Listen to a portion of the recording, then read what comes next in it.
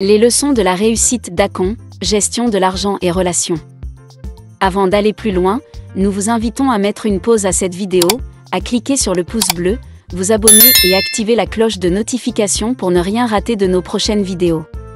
Lorsque j'ai atteint ce moment décisif de ma carrière en gagnant mon premier $1 000 000 grâce à la musique, je ne peux pas décrire à quel point j'étais rempli d'excitation et de fierté. Cependant, cette euphorie a été suivie d'une prise de conscience rapide de la nécessité de bien gérer mes finances. Dans ma hâte de célébrer cette réussite, j'ai dépensé une grande partie de cette somme très rapidement. La première décision que j'ai prise a été d'investir dans un studio d'enregistrement, car je savais que même si tout échouait, je pourrais toujours compter sur cette infrastructure pour écrire et produire des disques pour d'autres artistes. Pour ce studio, j'ai investi environ $250 000 dans l'équipement de qualité nécessaire pour créer un environnement professionnel.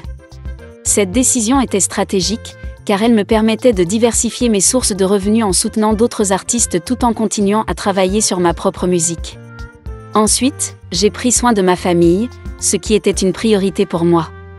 J'ai donné $150 000 à ma mère et une somme équivalente à mon père.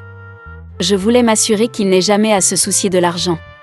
De plus, j'ai alloué environ $25 000 à chacun de mes frères pour les aider à démarrer leurs propres entreprises, car je croyais fermement en l'importance de l'entrepreneuriat familial et du soutien mutuel. Cependant, cette situation a pris une tournure inattendue lorsque ma petite amie de l'époque a découvert que j'avais réussi à accumuler une telle somme. Elle m'a alors demandé $200 000, ce qui m'a fait rire. Je lui ai seulement donné $5 000, car j'ai toujours eu ce principe que je ne pourrais jamais donner à une femme plus de 2% de mon argent total. Sa réaction a été de rompre notre relation, mais je n'étais pas vraiment déçue. Cela m'a ouvert les yeux sur le fait qu'elle ne s'intéressait qu'à mon argent et non à moi en tant que personne. La vérité que j'ai apprise dans cette expérience est que, si vous souhaitez rester riche en tant qu'homme, il est crucial d'être prudent et avare dans vos relations amoureuses. Apprenez de l'expérience d'Akon et rappelez-vous, cessez de payer pour l'amour.